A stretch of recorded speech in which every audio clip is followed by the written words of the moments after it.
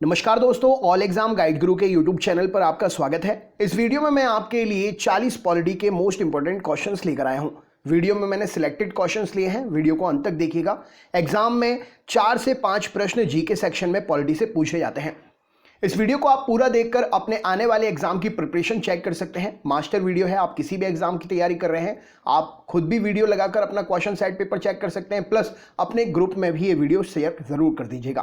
तो चलिए शुरू करते हैं वीडियो, अंत तक देखिएगा और चेक करिए पॉलिटी में आपका स्कोर क्या आता है। तो स्टार्ट करते हैं वीडियो। सबसे पहला प्रश्न ये रहा स्क्रीन पर। क्वेश्चन नंबर 1 पूछा गया है आपसे, चुनाव याचिका तय करने की शक्ति इनमें से किसके पास होती है? चुनाव याचिका तय करने की शक्ति इनमें से किसके पास होती है? तो राइट आंसर हो जाएगा चुनाव याचिका तय करने की शक्ति उच्च न्यायालय के पास होती है। ऑप्शन नंबर डी यहां पर सही उत्तर हो जाएगा। नेक्स्ट क्वेश्चन देखते हैं क्या पूछा गया। अगला प्रश्न, निम्न में से किसको भारत का नियंत्रक एवं महालेखा परीक्षक अपना प्रतिवेदन देता है? राइट आंसर क्या हो जाएगा? निम्न में से किसको भारत का नियंत्रक एवं महालेखा परीक्षक अपना प्रतिवेदन देता है? तो राष्ट्रपति जी यहां पर सही उत्तर हो जाएगा।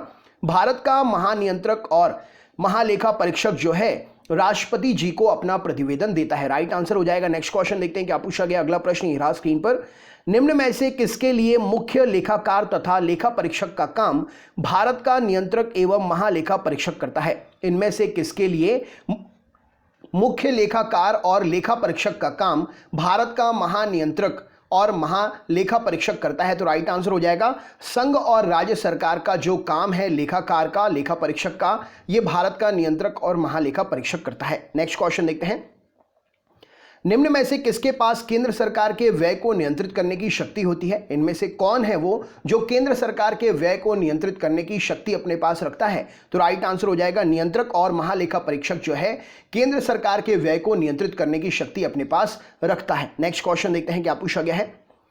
निम्न में से किसके अधिकार क्षेत्र में भारत के केंद्रीय स्तर पर लेखांकन और लेखा परीक्षण आता है? निम्न में से वह कौन है जिसके अधिकार में भारत के केंद्रीय स्तर पर लेखांकन और लेखा परीक्षण का काम आता है? तो यह भारत का महालेखा नियंत्रक परीक्षक होता है। राइट आंसर हो जाएगा जो भारत के केंद्र सरकार का केंद्रीय स्तर पर लेखांकन और लेखा परीक्षण का काम करता है। नेक्स्ट क्वेश्चन देखते हैं क्या पूछा गया। अगला प्रश्न ये रहा स्क्रीन पर, निम्न में से किसकी सिफारिश पर भारत के संसदीय समिति प्रणाली की शुरुआत की गई थी? भारत में जो संसदीय समिति प्रणाली है इसकी शुरुआत किसकी सिफारिश पर हुई थी? तो संसद की नियम समिति की सिफारिश पर भारत में संसदीय समिति की प्रणाली की शुरुआत हुई थी। नेक्स्ट क्वेश्चन देखते हैं क्या पूछा गया है। अगला प्रश्न है, निम्न में से किससे प्राक्कलन समिति के सदस्य चुने जाते हैं? सरकार की समितियां होती हैं, उनमें से प्राक्कलन समिति एक है। इसमें प्राक्कलन समिति के सदस्य इनमें से कहां से चुने जाते हैं? तो राइट आंसर हो जाएगा लोकसभा से। प्राक्कलन समिति के सदस्य जो हैं लोकसभा से चुने जाते हैं। नेक्स्ट क्वेश्चन देखते हैं क्या पूछा गया है। प्रतिभा पाटिल इनमें से किस पार्टी की सदस्य थी? प्रतिभा पाटिल इनमें से किस पार्टी की सदस्य थी? तो राइट आंसर हो जाएगा इंडियन नेशनल कांग्रेस। इस प्रश्न का सही उत्तर हो जाएगा इंडियन नेशनल कांग्रेस की प्रतिभा पाटिल जो है सदस्य थी। इनका कार्यकाल क्या था पद पर? कमेंट बॉक्स में कमेंट करके बताइए। आप जानते हैं किस पद पर थी, उनका कार्यकाल किस सन से किस सन तक था? कमेंट बॉक्स में शेयर करिए। नेक्स्ट क्वेश्चन देखते हैं, मध्य प्रदेश के प्रथम मुख्यमंत्री इनमें से कौन थे? मध्य प्रदेश राज्य के प्रथम मुख्यमंत्री इनमें से कौन थे? तो राइट आंसर हो जाएगा रविशंकर शुक्ल। पंडित रविशंकर शुक्ल जी जो है मध्य प्रदेश के प्रथम मुख्यमंत्री थे। वर्तमान में मुख्यमंत्री शिवराज सिंह चौहान है। राज्यपाल कौन है? कमेंट बॉक्स में आप बताइए। नेक्स्ट क्वेश्चन देखते हैं, महात्मा गांधी जी के असहयोग आंदोलन के दौरान किसने अपनी वकालत छोड़ दी थी? महात्मा गांधी जी के असहयोग आंदोलन के दौरान वह कौन व्यक्ति था जिसने अपनी वकालत छोड़ दी थी? तो राइट आंसर हो जाएगा मोतीलाल नेहरू जी ने महात्मा गांधी के असहयोग आंदोलन के दौरान अपनी वकालत को छोड़ दिया था। नेक्स्ट क्वेश्चन देखते हैं क्या पूछा गया। अगला प्रश्न, मार्ले मिंटो सुधार बिल किस वर्ष पारित किया गया था? मार्ले मिंटो सुधार बिल किस वर्ष पारित किया गया था? राइट आंसर क्या हो जाएगा? तो मार्ले मिंटो सुधार बिल जो है 1909। ऑप्शन नंबर ए यहां पर सही उत्तर हो जाएगा। 1909 में मार्ले मिंटो सुधार बिल जो है पारित हुआ था। अगला प्रश्न देखते हैं क्या पूछा गया है। कानून के समान संरक्षण इस वाक्य को कहां से लिया गया है? कानून के समक्ष संरक्षण, कानून के समान संरक्षण इस वाक्य को कहां से लिया गया है? तो राइट आंसर क्या हो जाएगा? तो कानून के समान संरक्षण जो है अमेरिका से लिया गया है। ऑप्शन नंबर सी यहां पर सही उत्तर हो जाएगा। नेक्स्ट क्वेश्चन देखते हैं। अगला प्रश्न है, मेरे पास खून पसीना और आंसू के अतिरिक्त देने के लिए कुछ भी नहीं है, ये वाक्य इनमें से किस व्यक्ति ने कहे थे? मेरे पास खून पसीना आंसू के अतिरिक्त देने के लिए और कुछ भी नहीं है। ये वाक्य थे चर्चिल के। ऑप्शन नंबर बी यहां पर सही उत्तर हो जाएगा। चर्चिल ने यह कहा था कि मेरे पास खून पसीना और आंसू के अतिरिक्त देने के लिए कुछ भी नहीं है। नेक्स्ट क्वेश्चन देखते हैं क्या पूछा गया है। अगला प्रश्न है, इनमें से कहां पर जनहित याचिका दायर की जा सकती है? इनमें से वह कौन सा स्थान है जहां पर जनहित याचिका दायर की जा सकती है? तो राइट आंसर हो जाएगा न्यायालय, सर्वोच्च न्यायालय। यहां पर सही उत्तर हो जाएगा ऑप्शन नंबर ए। इन दोनों जगहों पर जनहित याचिका जो है दायर की जा सकती है। नेक्स्ट क्वेश्चन देखते हैं, इनमें से किस घटना को राष्ट्रवाद की अवधारणा का जन्म माना जाता है? इनमें से किस घटना को राष्ट्रवाद की अवधारणा का जन्म माना जाता है? तो पुनर्जागरण। ऑप्शन नंबर बी यहां पर सही उत्तर हो जाएगा।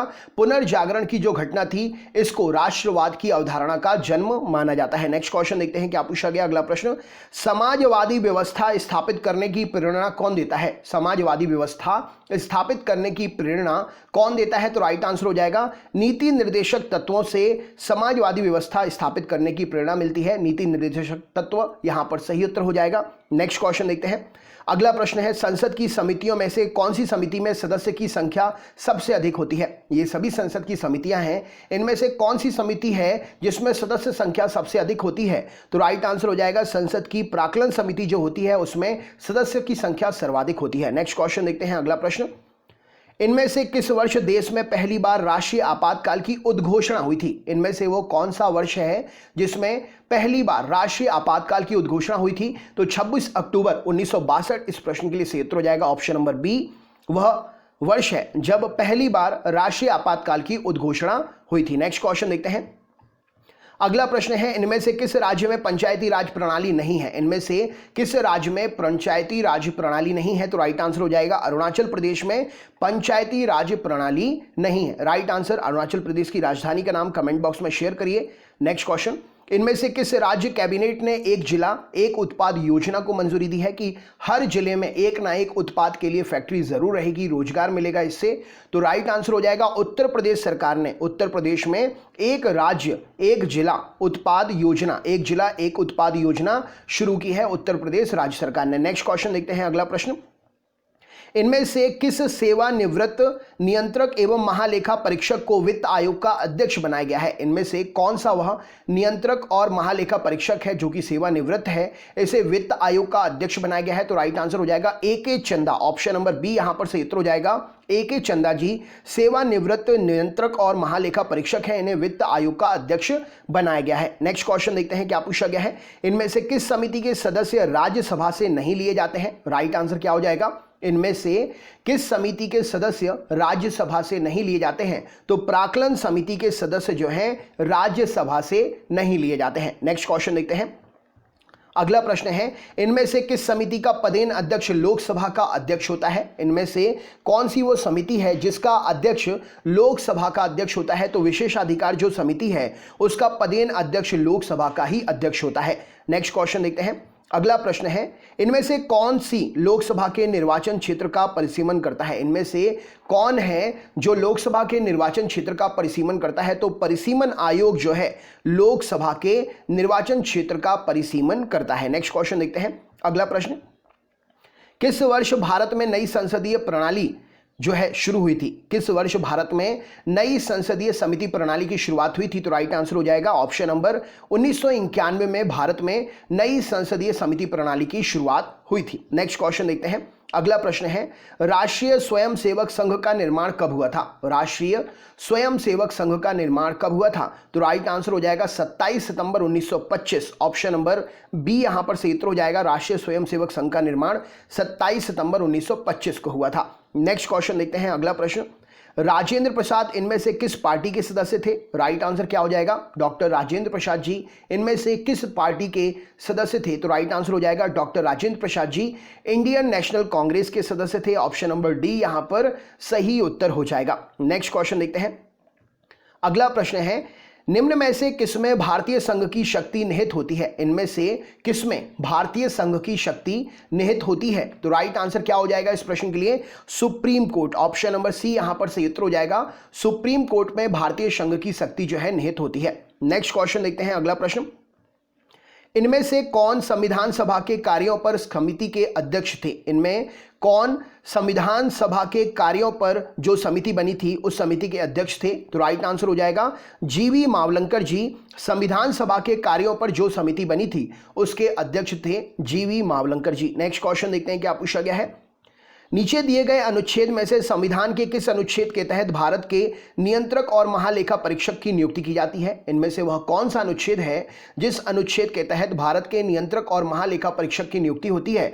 तो अनुच्छेद 148 के तहत भारत के नियंत्रक और महालेखा परीक्षक की नियुक्ति होती है। नेक्स्ट क्वेश्चन देखते हैं अगला प्रश्न। प्रतिभा पाटिल किस वर्ष भारत की पहली महिला राष्ट्रपति चुनी गई थी? तो ये क्वेश्चन मैंने आपसे पूछा था, इसका सही आंसर हो जाएगा 2007 में प्रतिभा पाटिल जी भारत की पहली महिला राष्ट्रपति चुनी गई थी 2007 में। प्रतिभा पाटिल जी कौन से नंबर की राष्ट्रपति थी देश की? कमेंट बॉक्स में शेयर करिए, नया क्वेश्चन आपके लिए। नेक्स्ट क्वेश्चन देखते हैं। भारत की निर्वाचन पद्धति निम्न में से किस देश के निर्वाचन पद्धति के अनुरूप है? भारत की जो निर्वाचन पद्धति है वो कौन से देश के निर्वाचन पद्धति के अनुरूप है? तो राइट आंसर हो जाएगा भारत की निर्वाचन पद्धति ब्रिटेन के निर्वाचन पद्धति के अनुरूप है। नेक्स्ट क्वेश्चन देखते हैं। अगला प्रश्न है, भारत में सर्वोच्च न्यायालय में न्यायाधीशों की नियुक्ति इनमें से किस देश की न्याय प्रणाली से ली गई है? भारत में जो सर्वोच्च न्यायालय में न्यायाधीशों की नियुक्ति होती है किस देश के न्याय प्रणाली से ये नियुक्ति ली गई है? तो फ्रांस। ऑप्शन नंबर डी यहां पर सही उत्तर हो जाएगा। सर्वोच्च न्यायालय में न्यायाधीशों की नियुक्ति फ्रांस के न्याय प्रणाली से ली गई है। नेक्स्ट क्वेश्चन देखते हैं। अगला प्रश्न है, भारतीय जनसंघ की स्थापना कब हुई थी? भारतीय जनसंघ की स्थापना कब हुई थी? तो ऑप्शन नंबर 21 अक्टूबर 1951 को भारतीय जनसंघ की स्थापना हुई थी। नेक्स्ट क्वेश्चन देखते हैं क्या पूछा गया। अगला प्रश्न ये रहा स्क्रीन पर। भारत सरकार द्वारा केंद्रीय जांच ब्यूरो की स्थापना किस वर्ष की गई थी? भारत सरकार के द्वारा केंद्रीय जांच ब्यूरो की स्थापना किस वर्ष की गई थी? तो 1963 में। ऑप्शन नंबर डी यहां पर सही उत्तर हो जाएगा। 1963 में भारत सरकार के द्वारा केंद्रीय जांच ब्यूरो की स्थापना हुई थी। नेक्स्ट क्वेश्चन देखते हैं। अगला प्रश्न ये रहा स्क्रीन पर। भारतीय संविधान के कौन से भाग में संघीय न्यायपालिका का उल्लेख है? भारतीय संविधान के कौन से भाग में संघीय न्यायपालिका का उल्लेख है? तो भाग 5 में संघीय न्यायपालिका का उल्लेख मिलता है। नेक्स्ट क्वेश्चन देखते हैं। अगला प्रश्न ये रहा स्क्रीन पर। सर्वपल्ली राधाकृष्णन को किस वर्ष भारत का पहला राष्ट्रपति चुना गया था? डॉक्टर सर्वपल्ली राधाकृष्णन जी को किस वर्ष भारत का पहला उपराष्ट्रपति चुना गया था? तो उपराष्ट्रपति 1952 में बने थे। ऑप्शन नंबर बी यहां पर सही उत्तर हो जाएगा। सर्वपल्ली राधाकृष्णन जी भारत के पहले उपराष्ट्रपति 1952 में बने थे। नेक्स्ट क्वेश्चन देखते हैं। अगला प्रश्न है, श्रीमती इंदिरा गांधी जी को किस वर्ष भारत की पहली महिला प्रधानमंत्री चुना गया था? श्रीमती इंदिरा गांधी जी को किस वर्ष भारत की पहली महिला प्रधानमंत्री चुना गया था? तो राइट आंसर हो जाएगा 1966 में। ऑप्शन नंबर ए यहां पर सही उत्तर हो जाएगा। इंदिरा गांधी जी भारत की पहली महिला प्रधानमंत्री बनी थी। नेक्स्ट क्वेश्चन देखते हैं। संयुक्त राष्ट्र से जुड़ा पहला विशिष्ट संगठन कौन सा है? संयुक्त राष्ट्र से जुड़ा पहला विशिष्ट संगठन कौन सा है? तो यहां पर सही उत्तर हो जाएगा अंतर्राष्ट्रीय श्रम संगठन संयुक्त राष्ट्र से जुड़ा पहला विशिष्ट संगठन है। इसका मुख्यालय कहां पर है? कमेंट बॉक्स में शेयर करिए। नेक्स्ट क्वेश्चन देखते हैं। समाजवादी व्यवस्था स्थापित करने की प्रेरणा कौन देता है? समाजवादी व्यवस्था स्थापित करने की प्रेरणा कौन देता है? तो भारत के नीति निर्देशक तत्व जो है संविधान में समाजवादी व्यवस्था स्थापित करने की प्रेरणा देते हैं। राइट आंसर हो जाएगा। तो दोस्तों ये थे 40 क्वेश्चन। चैनल पर अगर आप नए हैं तो चैनल सब्सक्राइब कर लीजिए, बेल आइकन ऑन कर लीजिए, ऑल वाला नोटिफिकेशन ऑन कर लीजिए। Channel per day video upload होते हैं। चैनल पर लाइव क्लासेस भी होती हैं, आप पर डे आ सकते हैं लाइव क्लास में। अपने दोस्तों को इस वीडियो को ज़रूर शेयर करिएगा, ग्रुप में ज़रूर शेयर करिएगा। लाइक करके वीडियो को कमेंट करके जो क्वेश्चन मैंने आपसे पूछे हैं ज़रूर बताइएगा। नहीं बनते तो मुझसे पूछ लीजिए, मैं आपको बता दूंगा। तो चलिए दोस्तों मिलते हैं नेक्स्ट वीडियो में। तब तक के लिए बहुत बहुत धन्यवाद। आपका दिन शुभ हो।